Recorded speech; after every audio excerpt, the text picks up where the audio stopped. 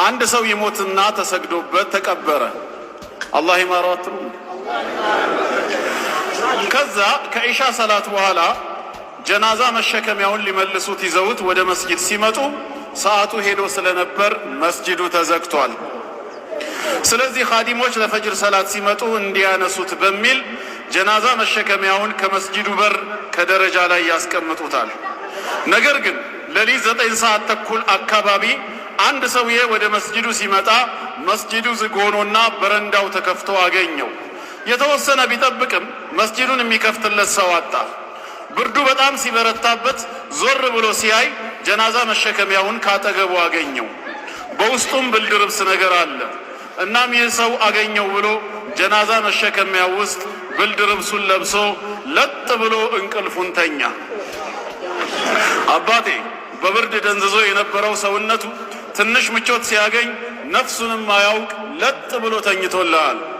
ትንሽ እንደቆየ የመስጂዱ ኻዲም መጥቶ መስጂዱን ሊከፍት ሲል በረንዳ ላይ ከጀናዛ መሸከሚያው ላይ የተኛ አንድ ሰውዬ ይመለከታል። ከፈጅር በኋላ ሊሰገድበት ያመጡት ጀናዛ መሰለው። ከኋላውም ሌሎች ሰዎች መጥቶ ግማሹ ሽንት ቤት፣ ሌላው ውዱእ ሊያደርግ ይሄዳሉ። ይህ በረንዳ ላይ ተኝቶ የሚያዩት ሰውዬ ወይም ጀናዛ ደግሞ ሁሉም ቀድሞውኝ የመጡ ሰዎች ሊሰገድበት ያመጡት ጀናዛ ነው ብሎ ያስባል በውስጡ።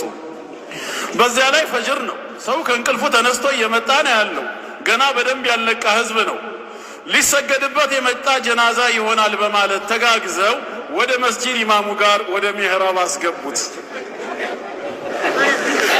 ብርድ የቀጠቀጠው ሰውዬ ሲሸከሙት አያውቅ ተኝቷል። ሰዎቹም የማን ይሁን ብለው አይጠይቁ፣ ገና ከእንቅልፋቸው በደንብ አልነቁም። እናም ተሸክመው መስጊድ ውስጥ አስገቡት። ፈጅር አዛን ብሎ ለመስገድ ወደ 50 የሚሆኑ ሰዎች ተሰበሰቡ። ይህንን ታሪክ የሚያስተላልፍልን ሰው እኔም ከሰጋጆቹ አንዱ ነኝ፣ የመጀመሪያው ሰፍ ላይ ነበርኩ ይላል። ከፈርድ በኋላ ልንሰግድበት ጀናዛው ከፊት ተደርጎ የፈጅር ሰላት እየሰገድን ነው። ልክ ለሁለተኛው ረካዓ ስንነሳ ጀናዛው ሲንቀሳቀስ አየሁ።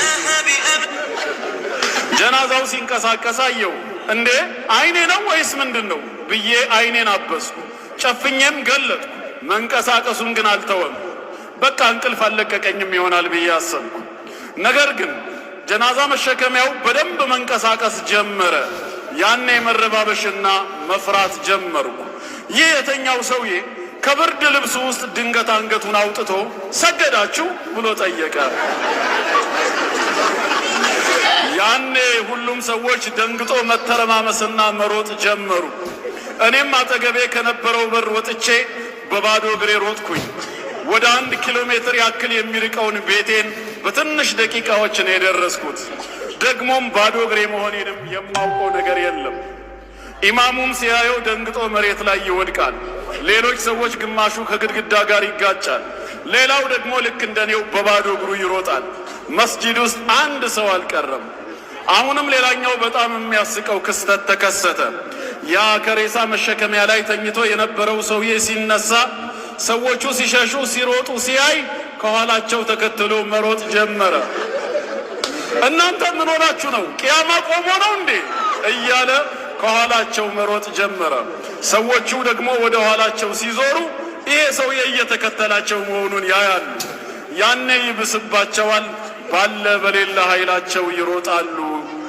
በሰላታቸውን በዚህ መልኩ አቋርጠው ሁሉም ሮጡ ይለናል በቦታው የነበረ አንድ ሰጋጅ